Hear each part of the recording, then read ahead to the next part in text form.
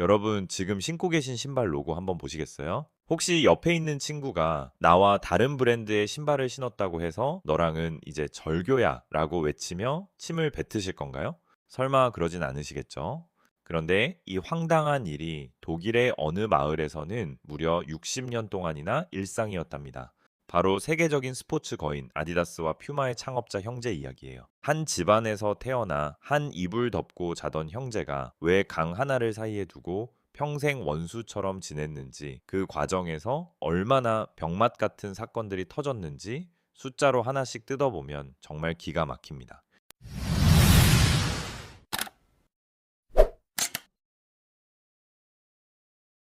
1920년대 독일의 작은 마을 헤르초게나우라흐에는 신발에 미친 두 남자가 살았습니다. 동생 아돌프 다슬러, 별명 아디는 하루 24시간 중 20시간을 신발 밑창만 쳐다보는 극강의 아이 성향 공돌이였고, 형 루돌프 다슬러, 루디는 말 한마디로 에스키모에게 얼음을 팔아치울 이 성향의 영업 천재였죠. 1924년 이들은 어머니의 세탁실에서 다슬러 형제 신발 공장을 차립니다. 처음엔 전기도 안 들어와서 자전거 페달을 밟아 발전기를 돌리며 신발을 만들었다고 해요. 그런데 이들의 시너지가 정말 100%를 넘어 1000%였던 게, 아디가 세계 최초로 가죽 스파이크화를 발명하면은 루디가 그걸 들고 나가서 전 유럽의 운동선수들에게 뿌리고 다녔거든요. 그들의 운명이 바뀐 건 1936년 베를린 올림픽이었습니다. 당시 독일은 나치의 광기가 지배하던 시절이었고, 흑인 선수가 활약하는 걸 끔찍하게 싫어했죠. 하지만 실용주의자였던 형제는 미국의 흑인 육상 선수 제시 오원스를 찾아가 설득합니다. 우리 신발 한 번만 신어봐. 진짜 빨라. 결과요, 제시 오원스는 금메달 4개를 휩쓸며 세계를 제패했고, 다슬러 형제의 신발은 전설이 되었습니다. 전 세계에서 주문이 쏟아졌고 1년에 20만 켤레가 넘는 신발을 팔아치우며 돈방석에 앉았죠.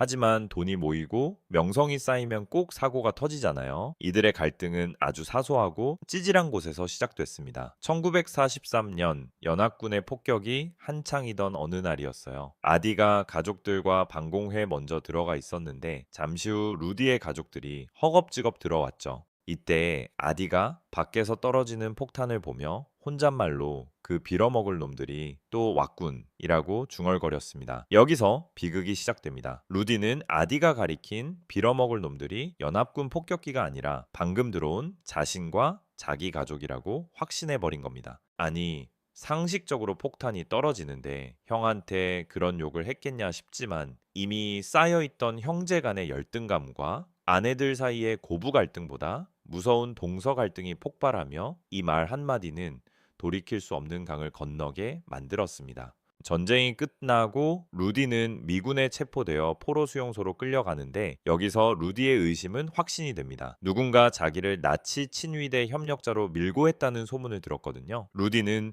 그 밀고자가 친동생 아디라고 생각했습니다. 1년 동안 수용소에서 이를 갈며 나온 루디는 1948년 형제 관계의 종말을 선언합니다. 이제 내 얼굴 안 봐. 재산 딱 반으로 나눠. 그렇게 수십 년간 함께 일했던 직원들 중 아디의 기술을 믿은 약 3분의 2는 아디다스로, 루디의 영업력을 믿은 14명은 퓨마로 갈라섰습니다. 1948년은 형제의 우애가 끝난 해인 동시에 세계 스포츠 시장을 양분할 두 거수가 본격적으로 갈라선 역사적인 해가 된 것이죠. 이때부터 헤르초 게나우라흐 마을은 아우라흐 강을 경계로 북쪽은 아디다스, 남쪽은 퓨마로 나뉘어 신발 하나로 신분까지 구분하는 기괴한 전쟁터로 변하게 됩니다. 공장이 갈라진 이후 이 마을의 풍경은 마치 코미디 영화 같았습니다. 아디다스 직원은 퓨마 직원이 운영하는 빵집에 가지 않았고, 퓨마 직원이 아디다스 신발을 신은 사람과 연애를 하면 집안에서 쫓겨날 정도였죠.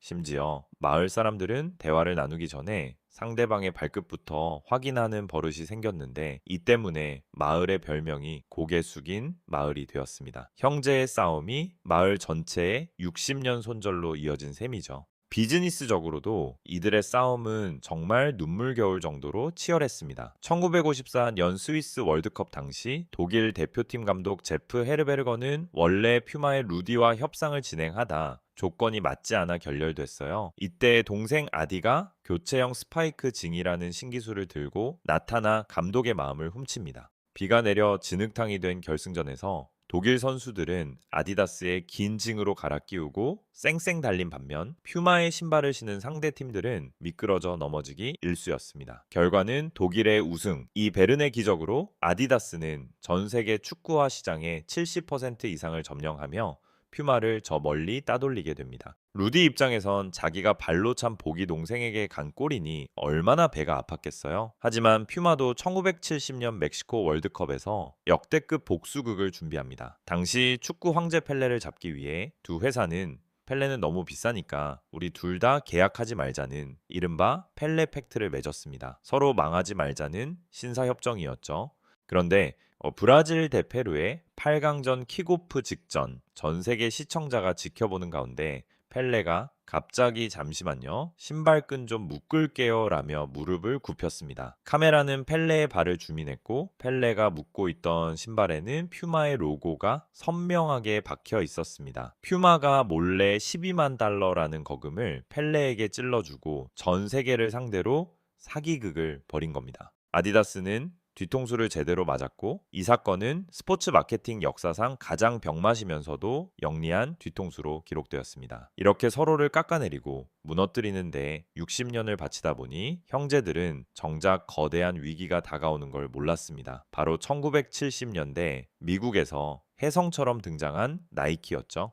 형제는 그깟 미국 놈들이 신발에 대해 뭘 알아 라며 비웃었지만 나이키는 조깅 열풍을 타고 시장을 빠르게 잠식했습니다. 서로를 죽이는 데만 혈안이 되어 세상이 변하는 걸 놓친 겁니다. 이것이 바로 이들의 가장 큰 경영학적 실패 원인이었습니다. 심지어 두 형제는 같은 마을에 살면서도 단 한 번도 서로를 마주치지 않기 위해 비서들에게 상대방의 동선을 체크하게 했습니다. 마을 축제라도 열리면 아디가 오는지 루디가 오는지 확인하느라 주민들이 첩보전까지 벌였다니 말 다 했죠.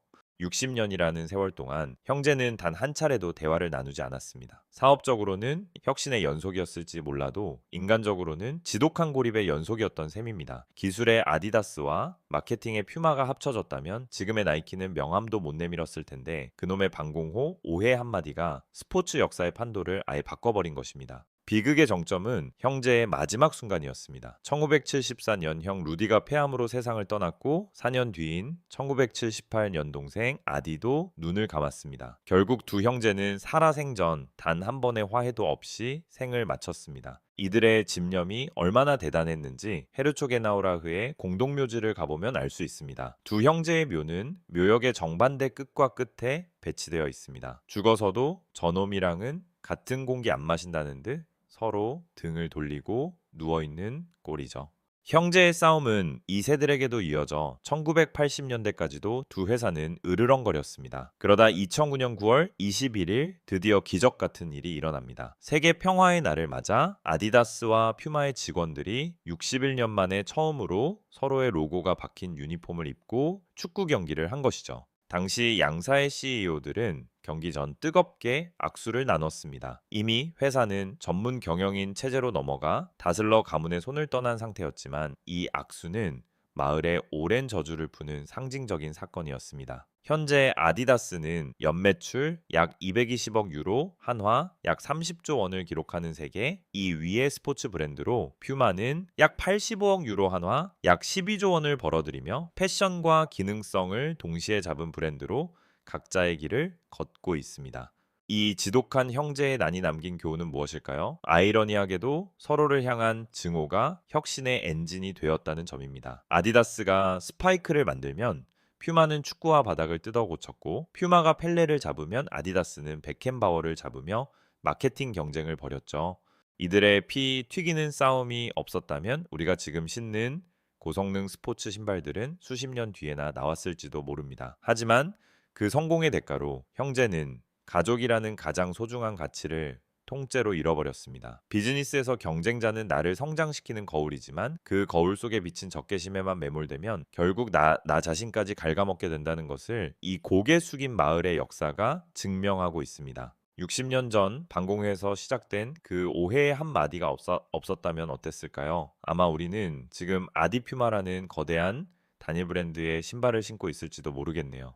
하지만 어쩌면 그 치열했던 불화가 있었기에 오늘날 우리가 더 멋진 운동화를 골라 신는 즐거움을 누리는 것일지도 모르겠습니다. 여러분은 오늘 어떤 형제의 신념을 신고 계신가요?